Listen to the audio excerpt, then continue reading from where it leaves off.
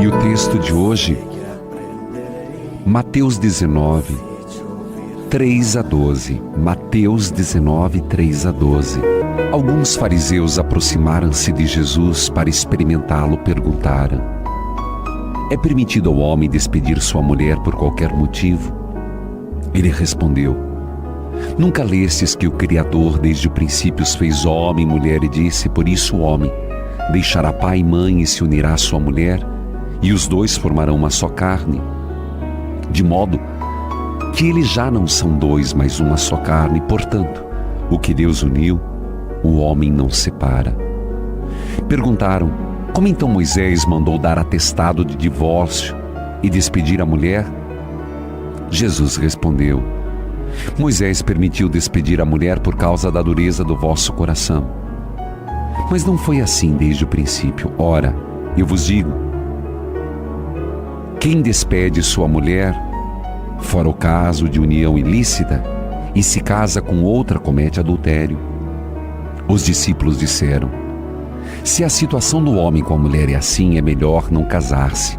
Ele respondeu: nem todos são capazes de entender isso, mas só aqueles a quem é concedido. De fato, existem homens impossibilitados de casar-se. Outros ainda, por causa do reino dos céus, se fizeram incapazes de casamento. Quem puder entender, entenda. Palavra da salvação. Glória a vós, Senhor.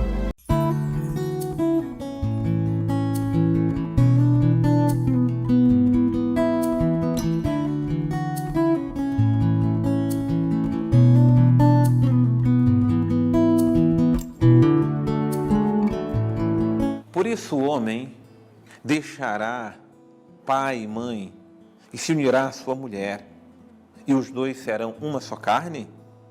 De modo que já não são dois, mas uma só carne. Portanto, o que Deus uniu, o homem não separe.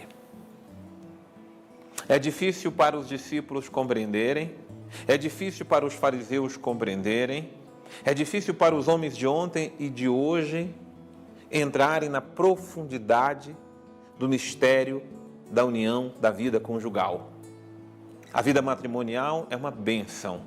Aliás, foi a única bênção que não foi abolida, nem pelo castigo, nem pelo pecado. É a bênção que foi dada no princípio, a união conjugal do homem e da mulher.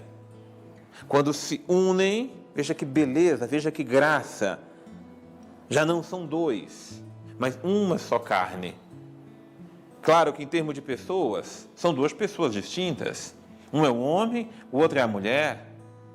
Mas quando são atraídos pelos laços do amor, quando são atraídos por esses laços maravilhosos, que é o amor de Deus colocado no coração do homem, colocado no coração da mulher, e eles se atraem, e aqui não é simplesmente uma atração física, não, porque se for só atração física, é atração carnal, e só ela não é capaz jamais de manter um homem unido a uma mulher. Aqui não é só uma atração intelectual, não, aqui é uma atração de vida, aqui é uma atração amorosa, aqui é uma atração divina. Se essa atração é verdadeira e ela é direcionada, purificada, cuidada, mais do que uma atração, ela vai se tornar agora uma realidade. A união do homem com a mulher é uma união divina, é uma união sagrada, é uma união abençoada, de modo que neste mistério estão se tornando uma só carne. Dessa carne que forma uma só família. É dessa família que brota o dom mais sublime da vida humana, que são os filhos, que brotam dessa união conjugal. Eu nem entro aqui na discussão sobre outras formas de uniões que a sociedade discute. Eu quero apenas parar no contexto do divino, do sagrado. Não há outra forma da vida humana brotar do que desta união conjugal, do homem e da mulher, como o Criador concebeu desde o princípio. E mais do que nunca, nós precisamos ressaltar o valor da união do homem e da mulher. a união conjugal, a união matrimonial. Nós não podemos relativizar, nós não podemos simplesmente porque o mundo, as tendências estão aí mostrando outras coisas. Nós não estamos atrás de tendências, nós estamos atrás do Criador. E o próprio Jesus está dizendo que a dureza do coração foi quem tirou o brilho da união conjugal. Moisés, meio a toda aquela situação, teve que permitir o divórcio, mas não foi assim que Deus quis. Não é assim que Deus quer. Eu sei que acaba, em certas situações, tendo que tolerar a separação, porque a coisa se tornou tão humanamente possível de estar junto que não há outro caminho a não ser separar. Mas é importante lembrar que essa não é a regra. São as exceções que vão nascendo devido à dureza do coração ou às uniões que não tiveram a maturidade, a formação suficiente. Mas nós não podemos perder o ponto de partida. O ponto de partida é o ponto de chegada.